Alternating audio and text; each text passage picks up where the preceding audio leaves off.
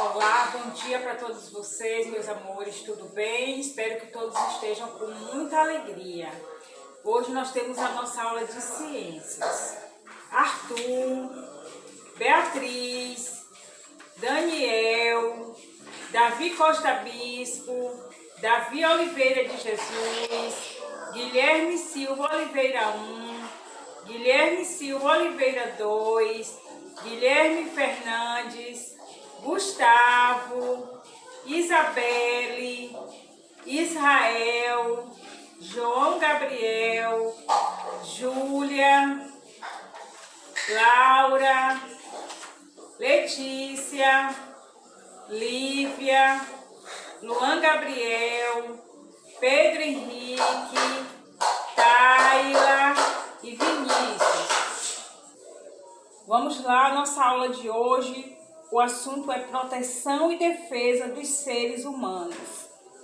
Para proteger o corpo contra os invasores de micro-organismos como bactérias, vírus ou toxinas, o nosso corpo possui duas barreiras de defesa: a pele e o sistema imunitário. Ela também controla a temperatura corporal através do suor e a dilatação dos vasos sanguíneos. A pele é uma barreira natural e é a primeira barreira de defesa do nosso corpo. Sabe por quê? Na nossa pele existem células que agem como soldados de defesa. Como isso acontece?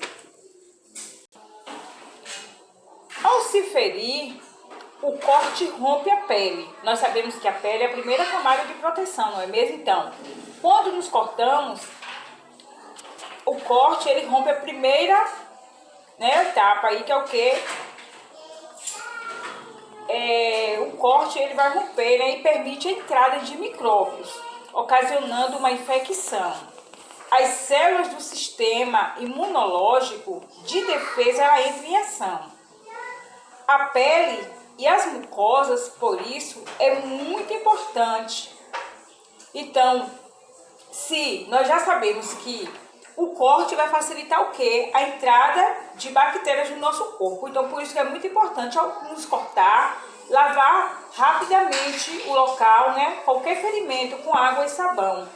Isso vai ajudar o quê? Com que vem eliminar as bactérias. E é por isso que é muito importante lavar o ferimento. A nossa pele, gente, ela é constituída por 3 camadas. A camada mais superficial é a epiderme, a camada do meio é a derme e essa última camada é a hipoderme. E a primeira camada da pele, que é a epiderme, ela possui um sebo que ajuda a proteger o nosso corpo de micro-organismos. Outra barreira de proteção é a mucosa do nariz e as que revertem os órgãos do aparelho digestório, reprodutor e excretor. Então, nesses órgãos todos também nós temos o que? Uma mucosa, não é? Que reverte esses organismos, além também da mucosa do nosso nariz. Quando você está gripado, seu organismo produz um muco. Aquele muco é uma forma de defesa e assim protege os órgãos respiratórios dos micro-organismos. Quando as bactérias invadem e se multiplicam no corpo, ocorre a infecção. Então, gente, muitas vezes quando nós estamos gripados, nós ficamos chateados por aquele líquido, aquele muco que sai do nosso nariz. Isso é uma reação do nosso próprio organismo, para o quê? Para combater a bactéria, para evitar com que a bactéria ele venha para o quê? Para o aparelho respiratório e evitar que haja o quê? Uma infecção respiratória. Outra barreira também, gente, que protege o nosso corpo é a parte dos nossos olhos, não é? As lágrimas, você sabia que ela é uma barreira para impedir com que as substâncias invadam os nossos olhos? Observe, quando cai algum cisco, qualquer coisa nos nossos olhos, rapidamente o que acontece? Nossos olhos começam o que? Lacrimejar. E essas lágrimas, gente, é o que vai o que? Impedir que os invasores venham penetrar nos nossos olhos. Eles ajudam o que? A lançar fora impurezas, uma poeira, qualquer corpo estranho que vier para os nossos olhos. A inflamação já é o processo de infecção no organismo, que é combatido pelos glóbulos brancos. Vocês lembram que eu falei dos leucócitos? Então, os leucócitos, que são os glóbulos brancos, eles vão entrar em ação e que vai o quê? Combater.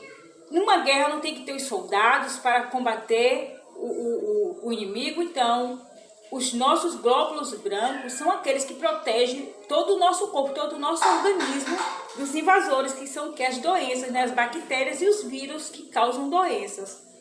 Por isso que são tão importantes, não é? Então, gente, os glóbulos brancos são as células do nosso sangue, não é? Que ajudam a combater os corpos estranhos. Como é que isso acontece? Primeiro é enviado para o local do ferimento um grande número de glóbulos brancos, que são aqueles agentes, que vão, os soldadinhos, que vão combater e que vão para o combate. Então, o local do ferimento incha por causa do acúmulo de líquido. Os glóbulos brancos englobam e destroem as bactérias. Então, eles vão lá e vai destruir as bactérias. Se uma pessoa, de repente, começa a ter febre, tem que estar em alerta. Sabe por quê? Porque a febre é um sinal de alerta que algo não está bem. Então, a febre, geralmente, ela vem o quê? Mostrar que algo está errado no nosso corpo. Tem algum tipo de infecção e que deve ser o quê? Combatida logo. Então, nesse momento, deve ser o quê? Procurar um médico, ok? E aqui termina a nossa aula. Vocês façam a atividade das páginas 220 e 221. Fiquem com Deus e abraço. A gente se alimentar de acordo com as necessidades, não é? Então, de que maneira? Nós sabemos que crianças de 0 a 3 anos, a base de alimentação da criança é o quê? O leite materno, Porque nele contém todos os nutrientes, que eles necessitam. De 4 a 12 anos nós temos que ter o cuidado com o controle maior sobre a gordura e o açúcar, não é? Devemos evitar. E evitem distúrbios alimentares, como para que o que venha não ocorrer a obesidade. Nós sabemos que a obesidade é o excesso de peso, não é? Então é muito importante nessa idade de 4 a 12 anos consumir carnes, leite, e que são essenciais para o desenvolvimento dos ossos, como também para o bom crescimento. Já dos 13 aos 20 anos, que já está na adolescência, deve-se consumir carnes, alimentos ricos em ferros, frutas e legumes, para que não venha ocorrer o que? A desnutrição. De 20 aos 60 anos, deve ter uma alimentação variada, no nosso cardápio. E deve ser moderada e que seja bem colorida, o prato bem colorido. Então, nesse cardápio, ele deve ter com minerais, vitaminas, gordura e açúcar, Porém, de maneira moderada, sem exageros. Já na terceira idade, gente, há muita dificuldade na absorção de nutrientes, não é? Então, deve ser uma dieta rica em proteínas, com queijo e ovos, e também é necessário que contém ferro e cálcio. Gente, nós devemos ter muito cuidado com a obesidade infantil. Sabe por quê? Porque muitas vezes, se alimenta com muitas calorias, Alimentos ricos em gorduras, como refrigerantes, balas, sanduíches, salgados e outras guloseimas, E deixam de absorver muitas vitaminas e minerais, Eles se alimentam muito com alimentos pobres em vitaminas e minerais. e infelizmente prejudica, né, o crescimento, o desenvolvimento e levando a criança a risco de quê? De obesidade, que nós sabemos que é o excesso de peso, né? E aqui termina a nossa aula, faço a atividade da página 229 a 234. Abraço para todos.